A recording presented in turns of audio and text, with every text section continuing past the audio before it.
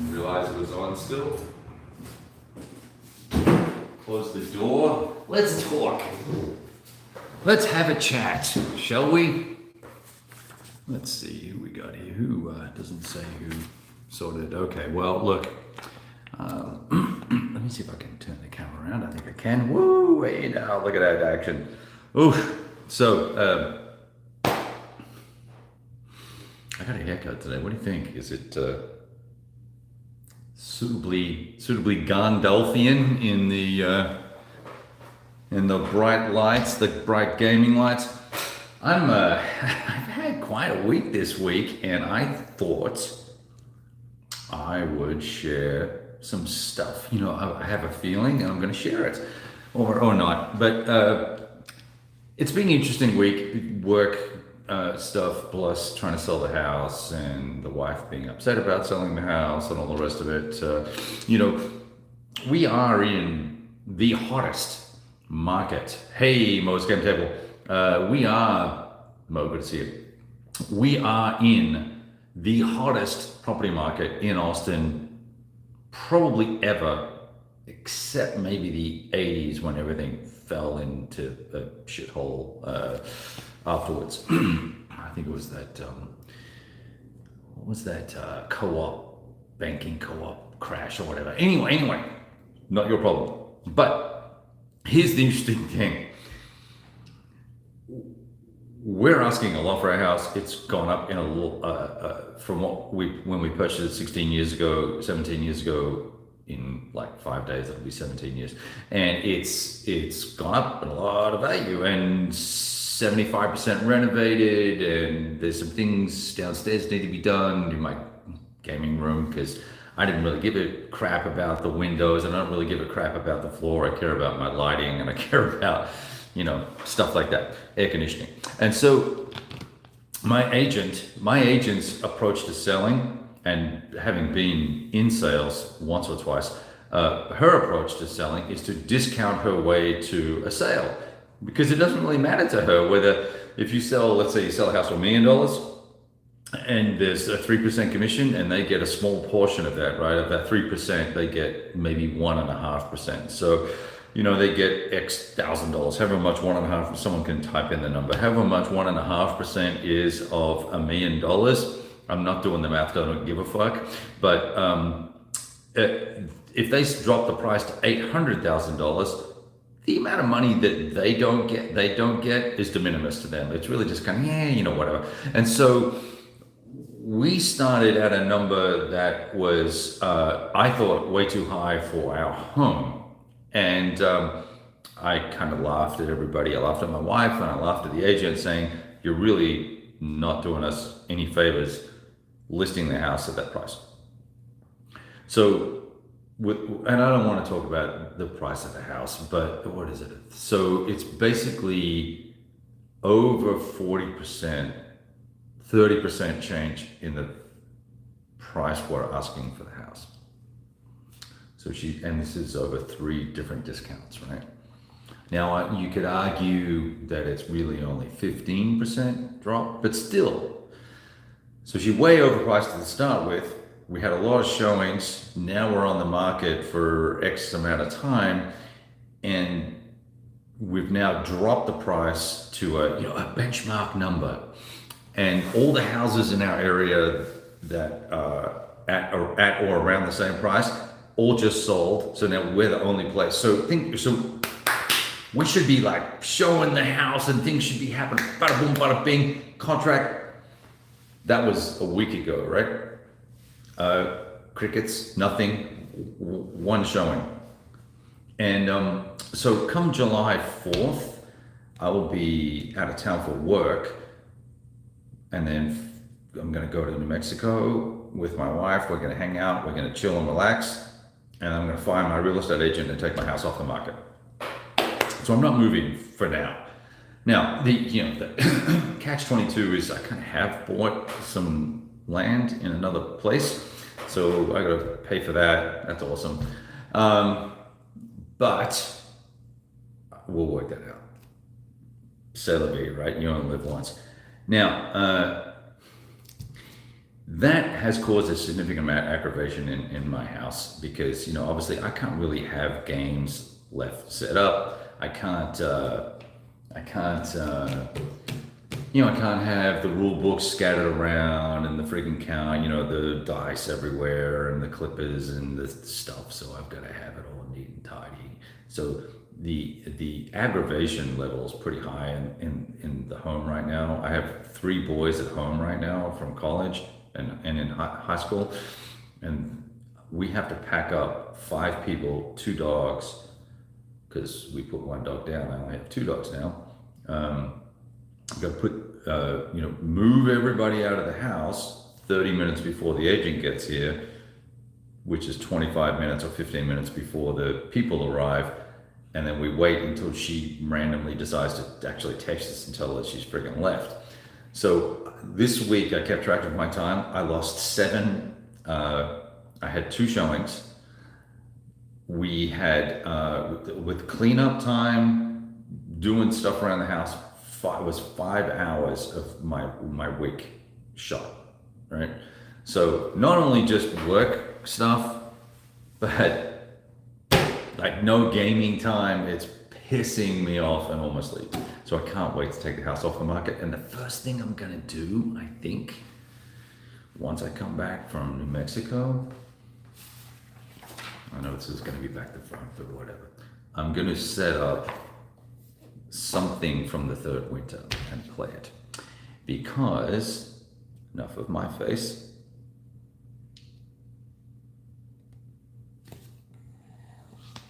I have it in the house, and so let's have a look at it. Let's take a big deep breath. Everyone, breathe in, breathe out all the bad feelings, all the emotions.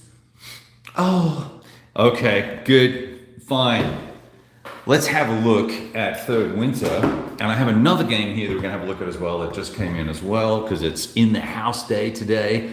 So here's the box. Look at that. What classic, how evocative is that artwork? Just, yes. So Mark Flanagan, you are exactly right. It's a first world problem to have because I don't get to play my games and roll my little dice, and I don't get to, do the things that daddy wants to do. But bro, I'm 57 and times are wasted. Look at this. Look at this. This is 4 maps of goodness that's going to join to another 4 maps of goodness that'll probably end up joining to another 8 maps of goodness at some point, and daddy needs to play. So I don't care that it's a first world problem. That's not my problem, that people would perceive that. I just want to sell my friggin' house and move into my new gaming room and get after it and roll some dice. All right, so gorgeous artwork on the cover. I don't know where this picture came from. I don't know who did it. I don't know if it's photograph or artwork, but it's glorious. And if I really cared, I'd probably, I don't know, look in the credits somewhere. I'm sure it says it. On the back of the box. Now, whoa, there's a die. I've noticed that a lot of the professional Shrinkrippers will read some of this to you. I'm not going to do that because you can actually see it online, and I'm not here to hold your hands, right? I'm just here to share with you the things that I like about this particular title. And here's one of the things I like. First of all, it's bringing some new ideas and some new concepts and some new rules to the game system to enable how warfare worked in the late war versus the early war. And that's one of the failings, I think, that I've seen in another large Eastern Front system that is clinging to the same sequence of play, for instance, that there was highly asymmetrical for one side or the other. So nevertheless, let's not get into being bitchy about different games. So there's some new special rules, as you can see here. Look, you can see this. You can go read it all online. You can download the rules online. You can see how many scenarios there are. There's a bazillion counters, but there's some kick-ass scenarios. And one thing that struck me when I was thinking about it, I'm pretty sure Case Blue was around 1,400 counters, maybe 1,460 or 1,270. That's kind of the two numbers that pop to my mind off the top of my head. This bad boy has something like 1,700 counters. What the frickin' yeah? What about that action? That's a lot on 4 maps. Check this out. So you can see I'm pretty stoked about this, as you can tell, right, by the tone of my voice and all that sort of nonsense. Let's have a look at all the different components. Well, actually, first, so the maps are the best part. So let's have a quick look at the maps, just to kind of get the sizing and an assessment of the area. I think if you played Ukraine 43, you're going to be very familiar with the area, but probably not at this level of detail, right? So let's check some of this out. So here's Kiev, right? And look at that rail network there, right? And then we could go westward into the sort of northern part of Romania, and then you get into the mountains of Romania. Here's Kishinev here. I fought over that hex a couple of times. Here's Odessa down here. All right, so this is Romania. Then we go across to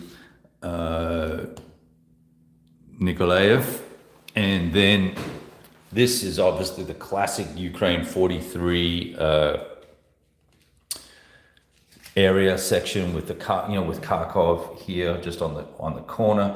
So in case blue, you start about here. Actually, you start right here. Poltava, I think, is about the edge of case blue, and then it runs this way to Stalingrad. So we're well west, obviously, Kharkov, and then you're going up in the early part of the war would have been the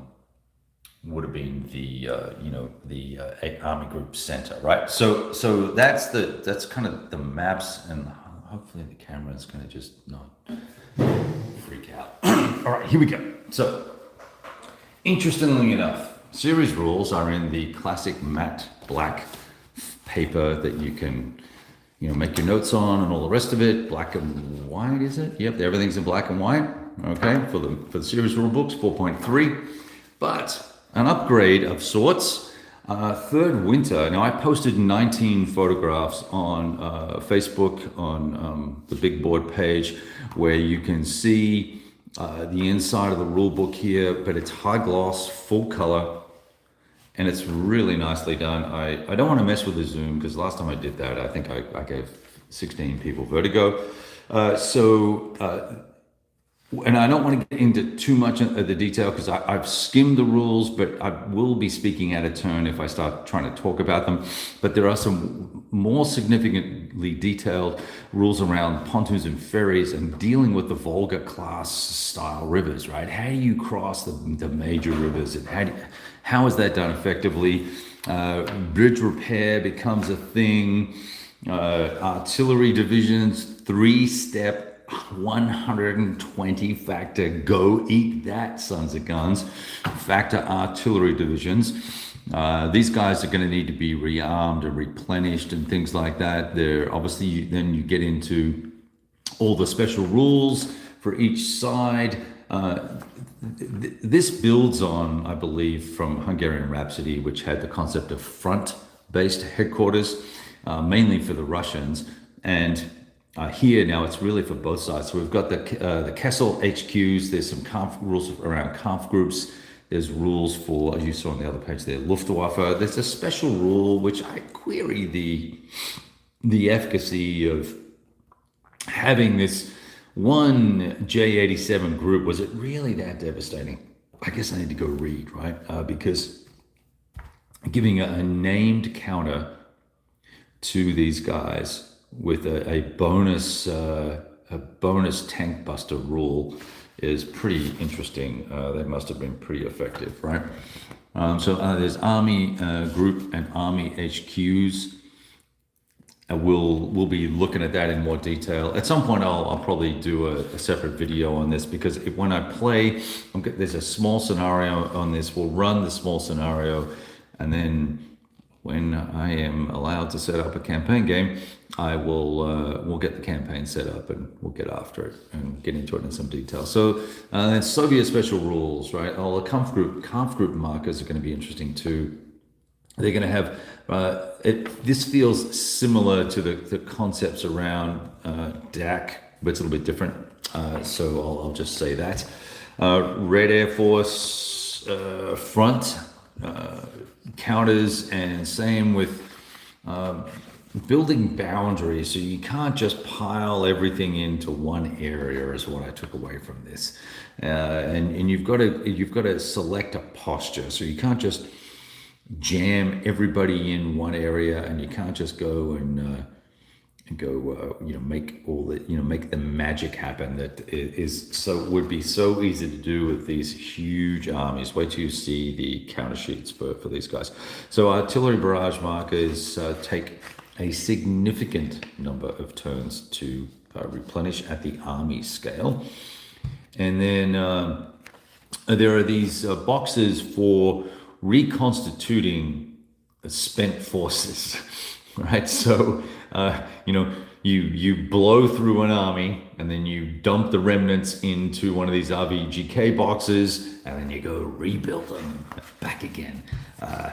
Some aspects of this game, 1943, the tail end, well, I guess it's not really the tail end, but the late midpoint of the war, whew, what a beatdown.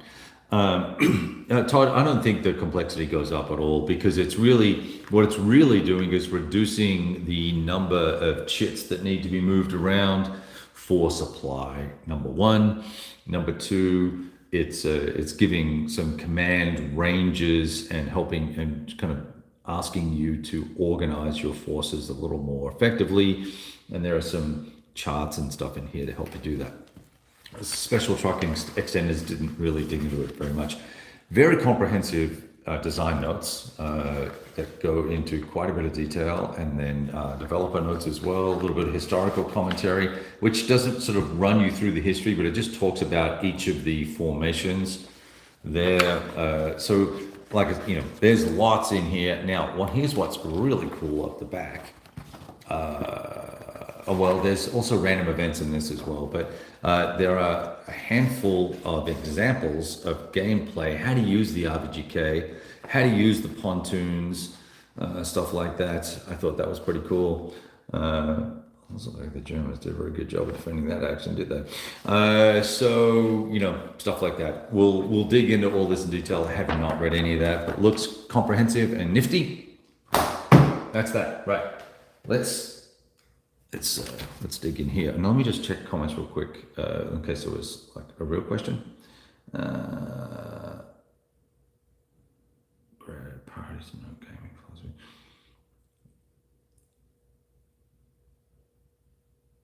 All right, let's see. Anyone going on? Oh, did you see that, dude? Did you see Russia besieged on the corner there? That's funny. Okay, so I'm just looking at the commentary here. I can't do two things at once. I can't continue.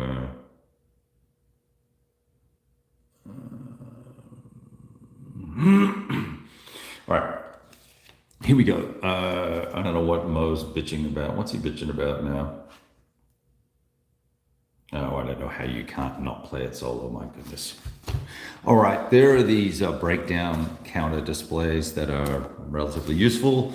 Full color Soviet player books now. They're not all black and white, so we've got a little bit of an upgrade there. Supply tables and whatnot, replacements, and then order of arrival. Look at this, is so useful. Anyone who's played OCS knows that order of arrival is usually just a black and white list, date X, unit Y, and now we can actually have counter images, which is fan-freaking-tastic, and know what's coming when. Look at all those reinforcements. Oh my god. Oh, this is cool. Unit identification marker, that's new. This is great. Okay. Terrain effects chart. There are two more of these. There's one on each of these, but then there's a loose leaf one as well. Okay. Now, a note. Normally, in the OCS games in the past, these would be thin paper. These are nice, thick, heavy cardstock. And these are for the multi-unit formation. So one of the tricks here is when you punch out all these counters, you'll soon see it's hard to keep track of everybody. So this is really nice. When 8th Guard's tank arrives, where do you sit it? Do you want to put this whole stack of units on the map, or you just want to put the 8th Guard tank marker on the map, then leave these guys here, right? So you can see at a glance where they are. Now, this is going to increase your footprint because obviously these suckers got to go off to the side somewhere, and there's a bunch of them, right? So lots of these player aids. This is the access player aid. Your remnants and alerts and all that sort of good stuff, your dead pile. Here's one of those terrain charts I was telling you about. Really nice quality. This is nice and big and easy to read and full color with an actual example of the terrain on the side. This is, we are slap bang in 2021. We're killing it here. MMP you just kick the whole idea of a terrain effects chart up like 17 notches. Amazing. Or they've stepped into 1985 and said, hi guys, we're here. Either way, this is great. Big font, colored, easy to read, love it.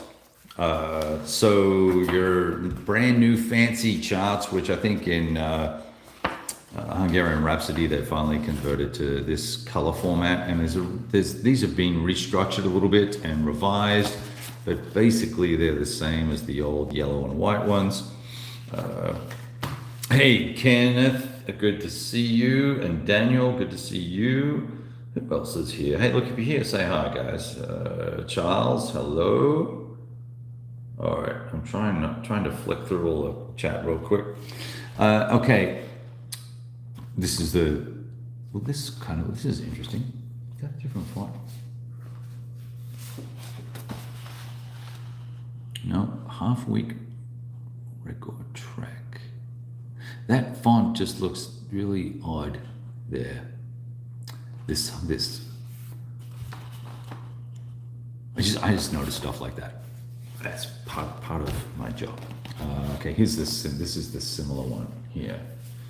These are the two general record tracks for both sides, I'm guessing. Yeah, you probably can't see that. How's that? And then Soviet player aid. So these are these RVGK boxes. More multi-unit formations. The scenario book clocks in at a hefty 56 pages. Now, this is not done with the images, so you're back to regular. But I'm okay with that. If you did what we saw earlier on with the icons for each individual unit, you would. This would be 300 pages. I'm probably exaggerating it just a little. Okay, full color access player doohickey, right? Well, once again, with all the beautiful color counters, who to bring, where to bring it, and when to bring it. Another terrain effects chart. Now, this is cool because this is a single map, tiny map, like a 11 by 17, I want to say that is almost, off the top of my head. Don't yell at me if I got it wrong. A single scenario. Here, the Scorpion's Pocket, the Corson Pocket. So you can run that scenario here. And it's the reason why it's why it's like this is because you actually would need 3 maps out. That would be right here. There's Cherkasy there. So it's right here, right? Basically. And so you're getting 1, 2, 3, 4 maps. You would need the 4 maps out to run it. I suppose you could fold these maps over if you really wanted to, but Anyway, I think that'll be a great learner scenario, which makes this more appealing, right? Now, there are some smaller scenarios in all this, so don't freak out. We can actually have a look at the scenario book if you want to hang around. All right, I've got these face down. First 2 are just info counters, right? So you've got the typical step losses and supply counters.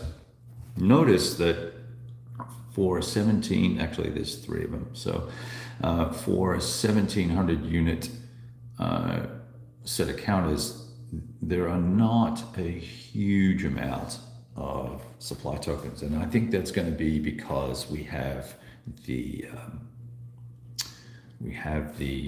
front HQs that are going to help absolve us from having to have a lot of that Lots of step loss markers though. And here we can see, look at this, you can see all your little artillery ready, not ready markers, your reserve markers, all the bridge reparations or repair. Wrong gauge, how about that? So it's like a conversion doohickey. All right, so there's that. And now all the counters, let's flip this over. So here are the Russians. Beefy, right? All AR4 rated versus being 2s or 3s.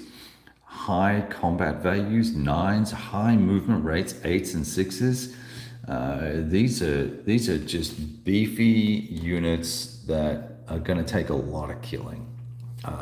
And look, the part of me here with this module, I almost didn't order it because it is literally going to be a beatdown, and to a certain extent, great. Not great. Guderian's Blitzkrieg too is a bit of a beatdown on the Soviets, but at least you feel like you've got a bit of a chance there. I am going to suspect, unless you're an expert player, that the Soviets are just going to walk all over the German forces. You'll see a sort of the disparity in a second here, depending on when all these guys get on the board and all that sort of stuff, right? And how easy it is to use them all.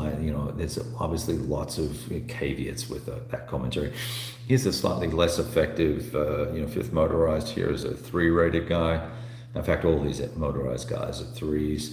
All the guard units are, there's a 3 in there. So a lot of them are 4s. So no 5 rates that I've seen yet. So there's that. And then you've got your classic 12-2-2 formations. If you ain't a 12-2-2, then, that's literally cannon fodder right there. But useful in the right places to help build on the defense. And of course, the 11-1-1s, my favorites to sacrifice. More formations. All right. And then we have, let's see. Well, these are some pretty nice, I guess I would call them guard or just higher quality infantry units. 13 3-3s. They're going to take some beating. And then you've got some regular armor rated at 8-4-8. 10, 5, 6. There we go. There's some 5 rated units, 5 action rating units. Damn, boy. 71st Battalion, this kick-ass bunch of guys. Look at this artillery. Crazy. Then you got some crap over here. Bunch of HQs. All right, the Germans. Let's see. So, 16 strength infantry divisions, nothing to be sneezed at, but they're not the 22s from the early war, right? The early war, they were 22-4, 22-5 with a movement rate of 4. These guys are now down to 16-4-3s. So they're moving the same pace as the Soviets. I find that fascinating. Here's some mountain units and some Jaeger guys, 15-4-3s. A lot of 4 units. And then here we go. I really like the way they've laid out the panzer formations here. And the same with the guard tank units as well, where it's one formation right across here. So it's easy to get at. If you're looking for it for one specific scenario and you're the type of person that only clips what you need as you need it, then that makes life a little easier. So I like all that. Let's have a look at these guys. Still highly rated, right?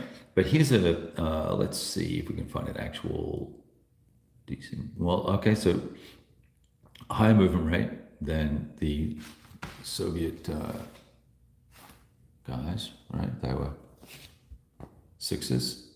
Oh, here's some 8s. Okay, so their tanks are going faster, actually, generally speaking. They're a movement point faster.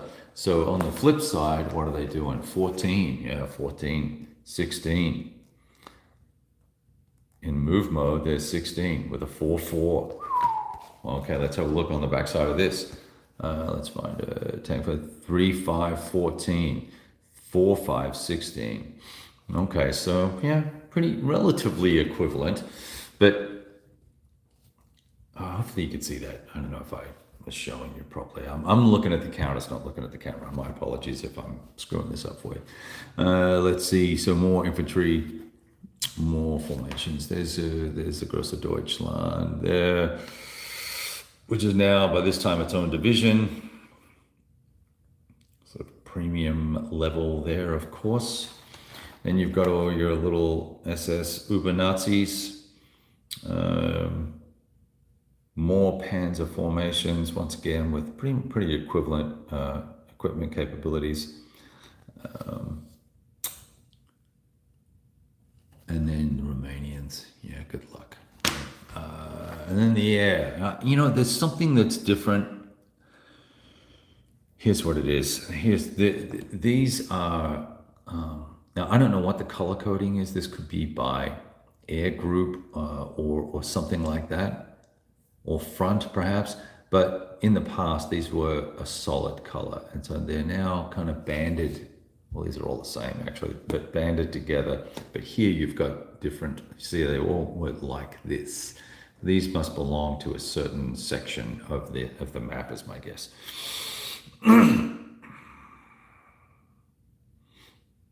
Well, Charles Latour, if you feel that way.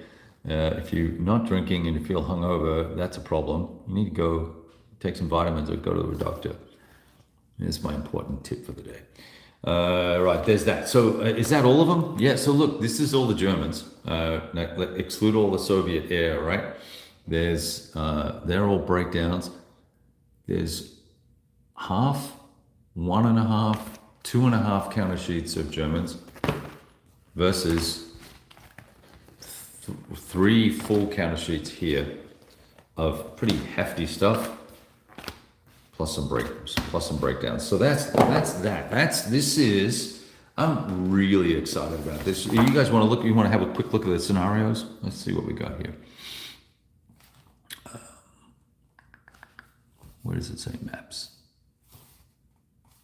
Oh, it's a full campaign, so that's going to be all maps, obviously.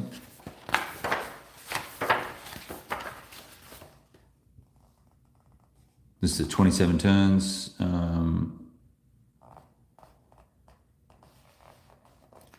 Usually has the map. What maps you need here? Maybe you need all 4. Well, looks like you need all 4 for that guy as well. All right. Wow, that's a big game. That's a big scenario. Did I miss one? Scenario 3. 6 turns. Why am I not seeing the map?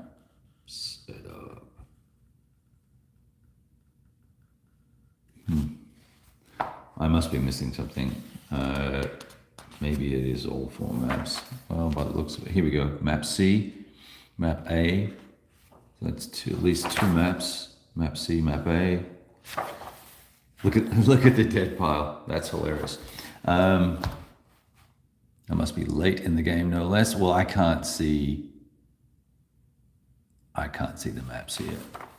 Look at the dead pile on that guy. Yeah, these are all map A and map C. So this might be a 2-mapper. Hard to tell. Interesting. So let's see. Manseen's fire brigades.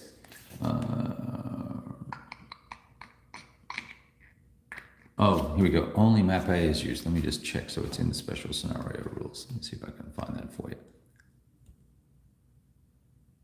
Only map A and C for that one. That was the one that was, I was calling out all the maps like a doofus. The second scenario,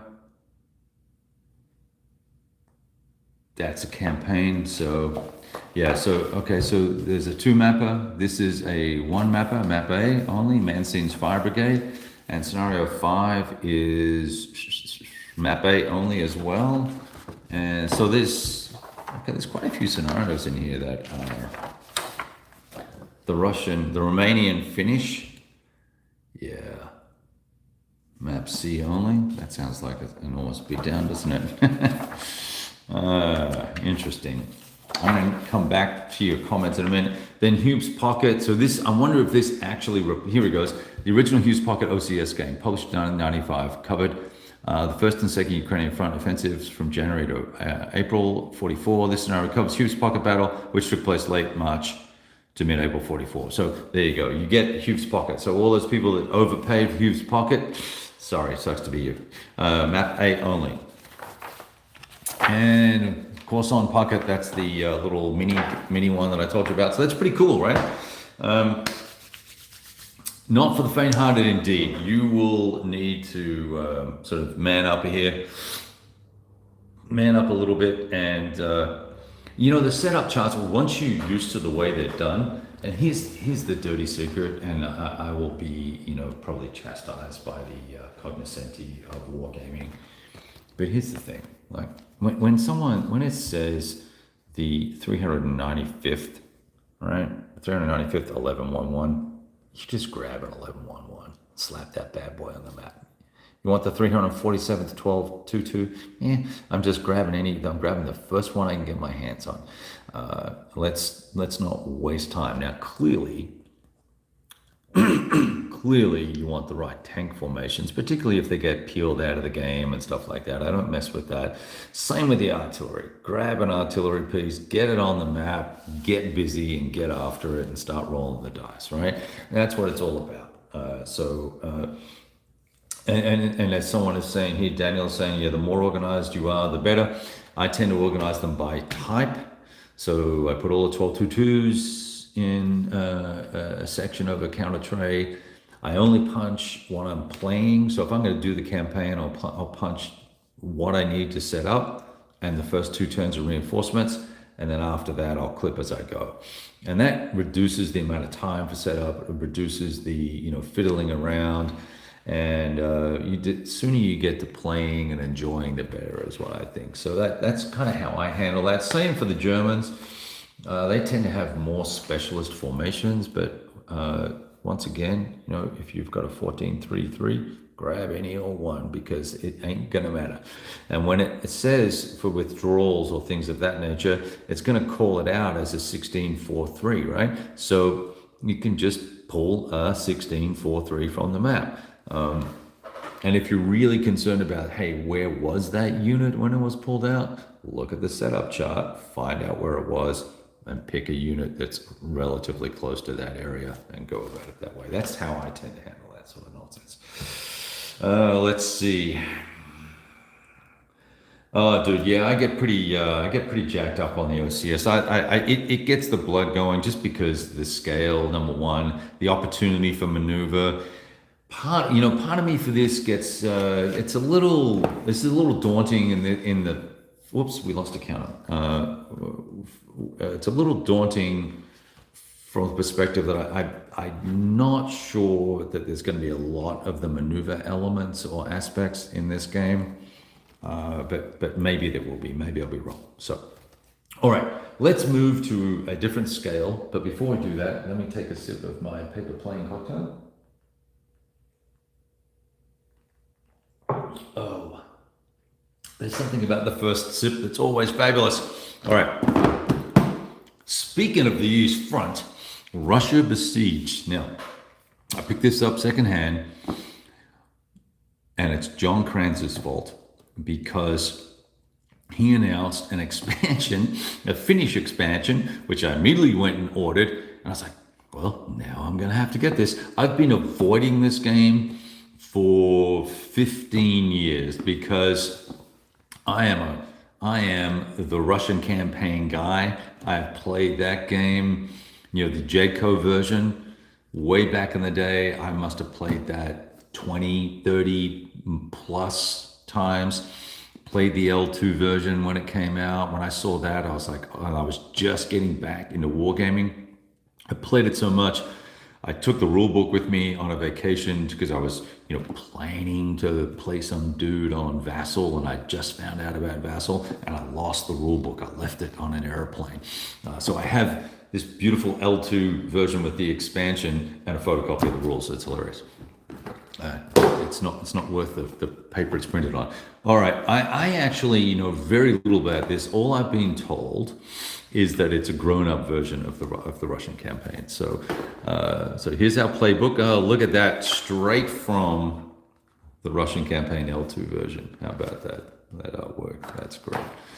And oh man, doesn't that bring back memories? Look at the big hexes, nice. This is a completely different scale now, guys, right? This is 100% at the, operational / strategic level. So here's, and I've been told that this is the way to go if you want to play the equivalent of the Russian campaign. Ooh, and see, I like these little setup charts. This is obviously just moved over from an L2 version because they do this. And Compass has just got the reprint rights or something like that. Let me see if I can get this guy out without tearing him up. I got this for pretty cheap. I think. I wish if Chuck Tewksbury was on the video, he could tell me how much I paid him. I think it was $20 or something. Plus the outrageous amount he charged me for shipping. Just kidding, Chuck. So there you go. There's your deal. There it is, right there. Boom. You're in business. All of Africa. Hey, that must be a strong cocktail. One sip and I'm on the wrong continent. All of the Eastern Front is what I'm trying to say. Finland, there'll be a Finnish expansion off that way. More counters, more fun. We've got this. This is the L2 did this with the Russian campaign as well. They had this extension over here because the Russian campaign ended about here somewhere. So pretty interesting stuff because you can do the whole case blue Grozny Caucasus go for the oil nonsense, right? So let's have a look at the counters. Beautiful, unpunched. Ooh, these are pretty. Look at that. Aren't these pretty? These are nice and thick too. Compass does a really good job with their count. When they do it right, they do it really, really well. And when it's wrong, it's okay. They tend to fix it pretty quickly. Compass is fast becoming my go-to wargaming company. They do put out a lot of games that I'm just not interested in, but when they come up with stuff like this and they get it right, it's great. Now these counter sheets feel a little thinner, but they're not thin, right? They're not TSWW thin. They're just not say GMT thick. How about that? All right. So I think Compass is stepping into the leading war game company for me to a certain extent. So classic George. This just brings back memories. If I go grab the Russian campaign L2 version and lay these things out, there's obviously not a lot of difference because they're starting from the same position, doing the same thing. Now combat's on a D10 here. I'm going to guess. Are there a dice here somewhere? Is it D10? I think it is. It's got to be to go up to 11. Blitzkrieg attacks, so that's different. Nice terrain chart. Look, they have the artwork for the terrain in it as well. See that, MMP? Bomber availability. Well, that's interesting. So more detail. Another Blitzkrieg attack chart. Another terrain effects chart for somebody. Full Blau scenario and something else on the back and downfall and yeah, okay, great stuff. All right, cool. Rule book. Whoa, okay, what do we got here?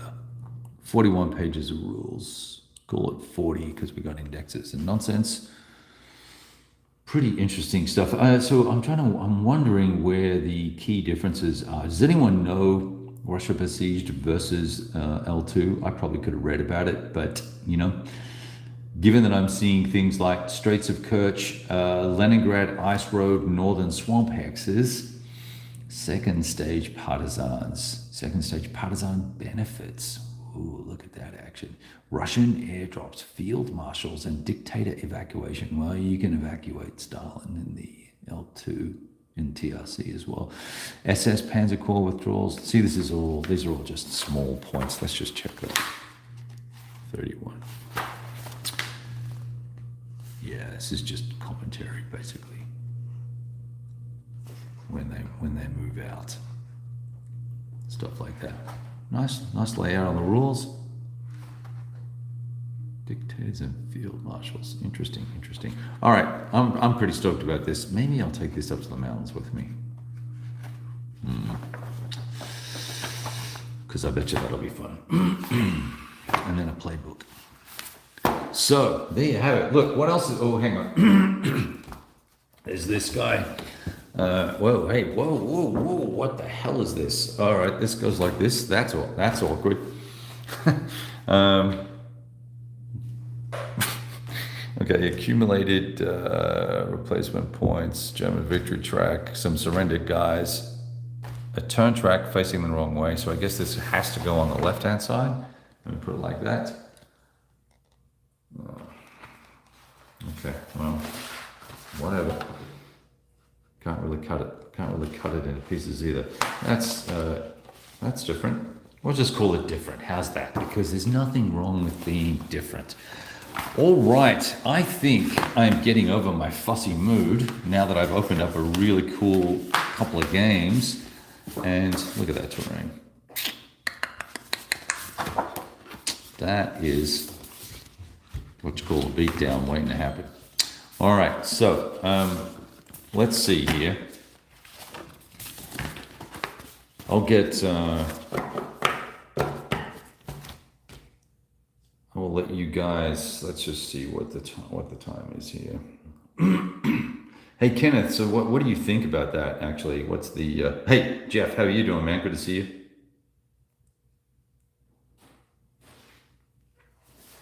Hang on one sec. I think I've got someone at the door. What's up?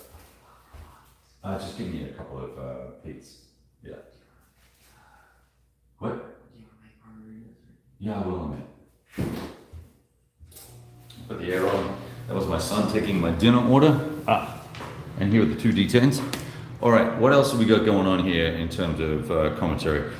Jeff, what are you playing right now? I'm curious to hear what Jeff. I think Jeff is on the fast track to being huge YouTuber.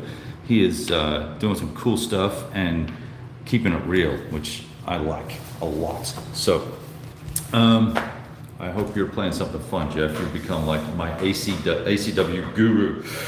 All right, what else we got? Who's going on here? Fabrizio is here. Fabrizio, I want my Persian golf game, bro. Let's have some. When can we get that action? Okay. I didn't show you the box. Here's the back of the box, whatever. If anyone, let's see, we can do this, switch back. All right. I'm just looking at the comments here. So here's something, I have a question for you. So July 4th, I'm going to be on vacation, and I after 4 days, I think I spent 4 or 5 days with my wife. She's leaving, and I'm going to get 10 days. I might stretch it to 2 weeks by myself up in New Mexico, and I don't have a huge wargaming space, but I for sure could take, I could take this smaller scenario with me. Would you guys be interested in seeing me play that as kind of like the precursor to the campaign? Because that might be kind of cool. My wife's offered to pack up games, like I'm going to put games in a box, and she's going to bring all that stuff up to New Mexico for me, which I think is really nice, almost too nice. I'm wondering if she's got like a bear trap set for me or something. I'm not sure. I could do that.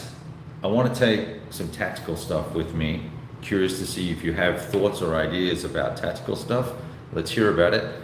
I could potentially take Russia Besieged up. This looks eminently playable. It's 30 pages of rules, and I bet the familiarity, the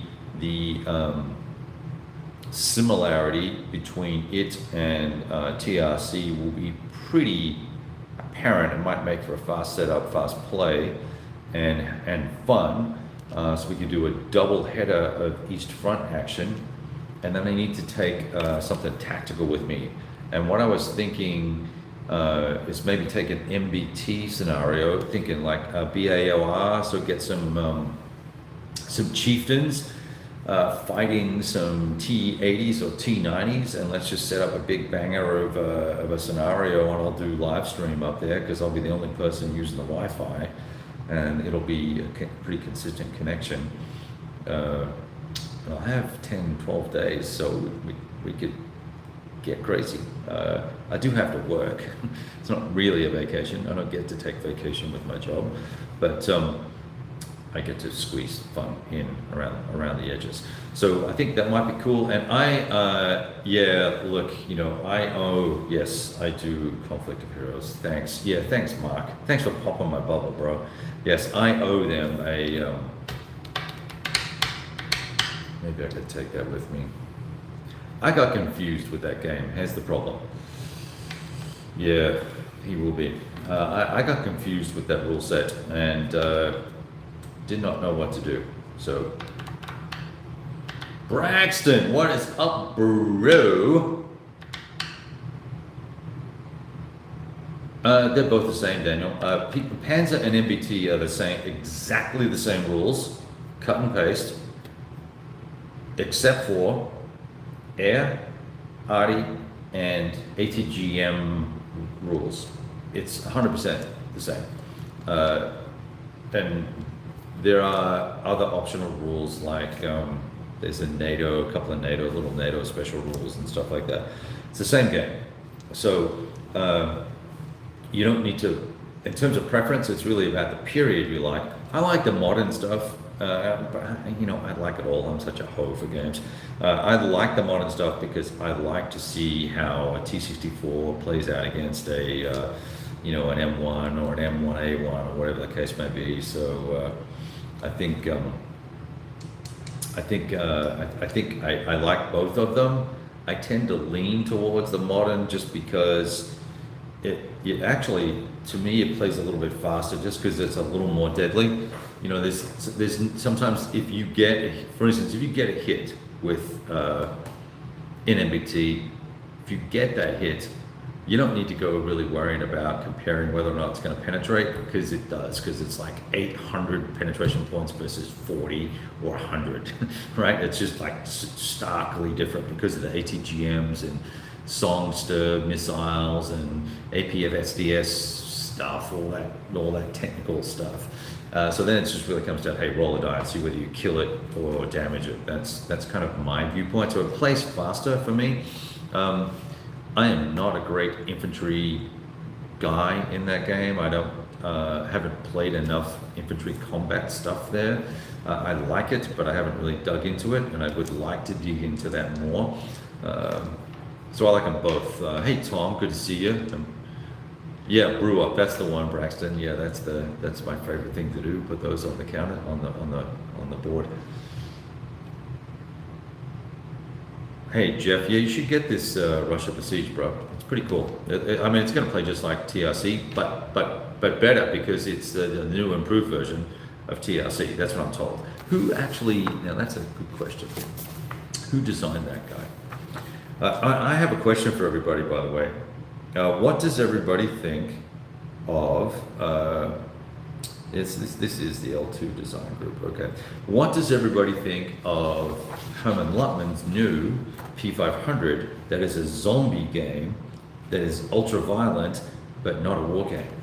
I want to give him a really hard time about it. So Art Lupinacci is the game designer for L2, and sorry, not for L2, for Russia Besieged. And there are designer notes here. Here's what I'm going to do. I'm going to read those later rather than read them while I talk to you, and I will have a conversation about this and TRC and see if we can have some sort of interesting communication with each other. So let's see. Yes, Fabrizio, you're a goofball. That is true, though. It is valid. Anyway, so I'm thinking MBT for modern. I'll take this. I'm going to take Russia Besieged with me. I think I just made my mind up, and then I'm going to pack up. I guess I need to send the whole box with my wife. That sounds scary. All right. Unless I punch and clip this now, I can see me blowing my whole night tonight, punching and clipping this. I think I'll just send the whole box up and we'll take care of it up there in New Mexico. I wanted to get some H's in. I don't know that I'm going to get more than 3 games played. Unless I took a solitaire game, I could take the Wars of Marcus Aurelius. That would be cool. Solo game. That's fun. Beulah? Anyone care? Who knows? All right. What else? What else can I tell you? What else is going on? You have all helped cheer me up, so I appreciate it. It was fun looking at a cool new game. I'm excited. I'm going to wrap this sucker up. 55 minutes. What the hell? You guys are too entertaining. I'll talk to you guys all soon. Thanks for hanging. Oh, now Kyle chimes in. The last damn minute. Home allotment game is a game worth playing. Yes, exactly. I agree. I love the allotment. I give him a hard time, but I love him. I'll buy all his games whenever I can. All right, guys, I'm going to roll. Sounds like my son ordered takeout or something like that. We're going to have some Mexican food, so I'm out of here. Later.